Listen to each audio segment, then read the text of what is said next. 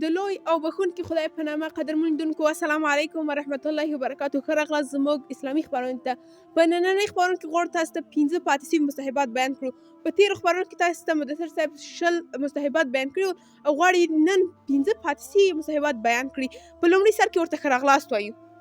سلام تاسو ته او تاسو قدرمن لیدونکو ته او تاسو نه مننه کوم چې ماته بلنه راکړه پر خپلې خپرونه کې او وخت مو راکړه چې زه تاسو ته 15 نور مستحبات بیان کړم. قدرمن لیدونکو تاسو غواړئ د لمانځه په خوند پوسئ نو د لمانځه مستحبات، فرائض، سنتونه، رکنونه، شرطونه دا ټول باید مراعات کړو تر څو د لمانځه په خوند ښه پوه سو. قدرمن لیدونکو ما تاسو ته دا 15 مستحبات تیار کړي دا تاسو ته په عملي توګه هم وښایم. هو قدرمن لیدونکو موږ به اوس ترې پوښتنه وکړو چې 20 مستحب کوم مستحب دی؟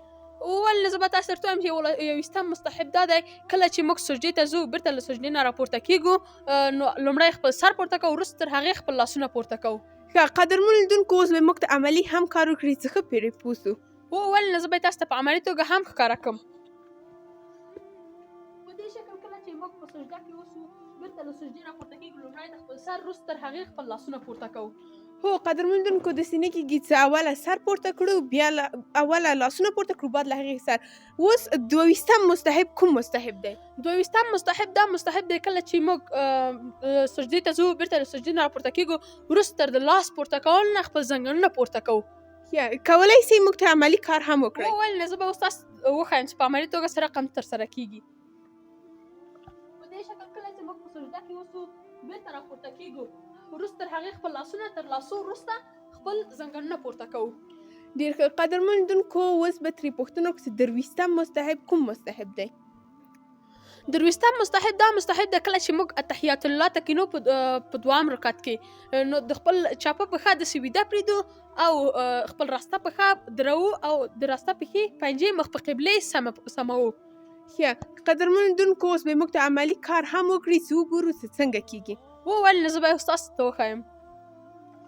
کله چې په دې شکل موږ په دوام رکعت کې اتحیات الله ته کینو نو خپل چپه پښه ویده پرېږدو او خپل راسته پښه په دې شکل باندې پرېږدو او پنجې مخ په قبلې سمو تر څو زموږ یو بل مستحب هم ترسره سي. ډېر ښه قدرمن لیدونکو اوس 2 مستحبه پاتې 40 او 50. 40 مستحب کوم مستحب دی؟ 40 مستحب دا دی کله چې موږ اتحیات الله ته کینو نو خپل لاسونه پر خپل پښو کېدو او خپل ګوتې خلاصې لرو او په همدې وخت کې باید اتحیات الله په زړه او په ژبه باندې ووایو. کولی سئ موږ ته عملي کار وکړئ. ولې نه زه به اوس تاسو ته وښایم. په دې شکل کله چې موږ اتحیات الله ته کینو نو خپل ګوتې په دغه شکل د دې څخه کښته نه کېدو په همدغه زنګنونو په سر په دغه زنګنونو نه پاس کېدو او خپل ګوتې واضح خلاصې کېدو او اتحیات الله په ژبه او په زړه باندې وایو. ښه قدرمن لیدونکو اوس اخرنی مستحب یعنی 50 مستحب به ترې پوښتنه وکړو چې 50 کوم مستحب دی؟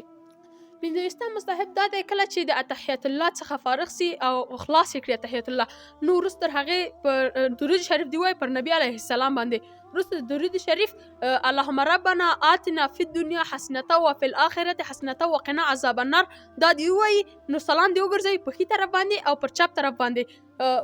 زه به اوس تاسو ته په عملي باندې هم وښایم.